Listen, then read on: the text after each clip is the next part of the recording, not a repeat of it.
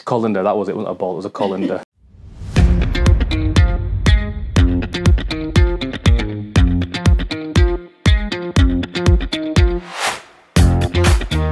I was a young student, I was young at this point, so I thought, right, there was a permanent makeup artist that said, oh yeah, she's training to do it, needs a model. I thought, right, bingo, I'll go there. So I went to her and she absolutely destroyed my head. I started looking into SMP for myself. I was quite young, I lost my hair very young. I think I was 21 when I fully shaved my head. I looked like an egg, so yeah. So I wasn't happy, so I started looking into it, and then what happened was just after my wedding, I saw my wedding pictures, I didn't like them. I thought, right, I need to get this fixed. On the day when I went, she said there's going to be a trainer there, and there wasn't. It was just her, and to be fair, it was the owner of the salon who had a dog running around, so that should have obviously been a red flag. But as you know, I don't like complaining, because blokes don't like complaining. And I think I was desperate to get a hairline back. I was just, at that point, I needed a hairline, so I thought I'd trust the process. Colander, that was it. It wasn't a bolt, it was a colander. So yeah, she probably used the holes to make the dots, but I don't know.